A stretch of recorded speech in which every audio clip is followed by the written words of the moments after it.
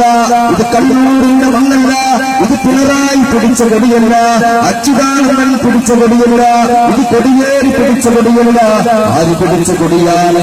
കായികേ മല്ലപ്പന്ന യുഗപ്രഭാവത്തിന്റെ കൈകളിലൂടെ, CD സാഹിബിന്റെ കൈകളിലൂടെ, India രാജ്യത്തിന്റെ മോചനത്തിന് വേണ്ടി ജീവൻ പോലും നൽകിയ രാജീവ് ഗാന്ധിയുടെ കൈകളിലൂടെ, ഇന്ദിരാഗാന്ധിയുടെ കൈകളിലൂടെ, സോണിയാഗാന്ധിയുടെ കൈകളിലൂടെ, അഹമ്മദിന്റെ കൈകളിലൂടെ, സമദാനിയുടെ കൈകളിലൂടെ, CD സാഹിബിന്റെ കൈകളിലൂടെ, കുഞ്ഞാലിക്കുട്ടിയുടെ കൈകളിലൂടെ, അഹമ്മദ് കബീറിന്റെ കൈകളിലൂടെ, അവസാനം മംഗളാംബിയുടെ കൈകളിലൂടെ വളർന്നു പങ്കെടുത്ത പ്രസ്ഥാനമാണ് കമ്മ്യൂണിസ്റ്റുകാരൻ. കേൾക്കണം മക്കളെ, പരിസ്ഥിതി മലിനീകരണത്തിന്റെ പേര് പറഞ്ഞ ബംഗാളിന്റെ മണ്ണിൽ പെണ്ണിന്റെ മാനത്തിന് വില പറഞ്ഞ മാർക്സിസ്റ്റുകാരാ, ഗുജറാത്തിന്റെ തെരുവോടങ്ങളിൽ നിസാരന്മാരുടെ ജീവന് പോലും വില പറഞ്ഞ RSSകാരൻ, ഗുജറാത്തിന്റെ കലാപഭൂമിയിൽ ഉത്തരേന്ത്യയുടെ ചരിത്രമണ്ണിൽ കാൽനജാതി എന്ന പേരിൽ സവർണ ഫാസിസത്തിന്റെ പേരിൽ 2 പിഞ്ചു കുഞ്ഞുങ്ങളെ കത്തിച്ച് കരിച്ചു കളഞ്ഞ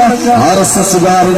ഈ RSSകാരന്റെ കൊടി വേണ്ട, സവർണ ഫാസിസം വേണ്ട, കമ്മ്യൂണിസം വേണ്ട.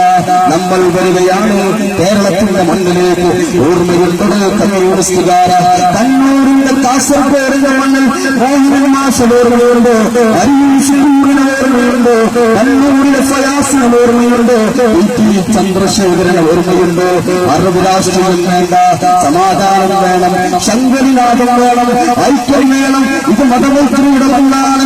ബാങ്കുവിളികളും ശങ്കരിനാഥങ്ങളും പരിശുദ്ധമായ ഖുർആനും ശരീഫും ബൈബിളും സുന്നത്ത് ഭഗവത്ഗീതയും ലോകത്തോട് വിളിച്ചു പറഞ്ഞൊരു ശാന്തിയാണെങ്കിൽ ആ ശാന്തി പോലും വർഗീയവൽക്കരിക്കപ്പെട്ടില്ലേ? തങ്ങളുടെ പാതാകാരങ്ങളേറ്റ മണ്ണിലൂടെ വെളിയമ്പോട്ട് ഉമർഹാദിയുടെ ചരിത്രം കാതോർക്കുന്ന മണ്ണിലൂടെ വെളുത്ത ചെകുത്താന്മാരുടെ മുഖത്ത് നോക്കി കരിഞ്ഞരാ എന്റെ നാടിന്റെ നികുതി എന്ന് ഉച്ചേസ്വരം ഉദ്ഘോഷണം ചെയ്ത അബ്ദുൽമാരുടെ നാട്ടിലൂടെ കടന്നു വന്ന പ്രസ്ഥാനമാണ് പിണറായി വിജയൻ. എനിക്കറിയില്ല, ഇത് 1948 മാർച്ച് 10-ാം തീയതി മദ്രാസിന്റെ രാജാജി ഹാളിന്റെ കോട്ടകൊത്തളങ്ങളെ ഉയർത്തിപ്പിടിച്ച പ്രസ്ഥാനമാണ് തായിദേ മില്ലത്തിന്റെ കൈകളിലൂടെ.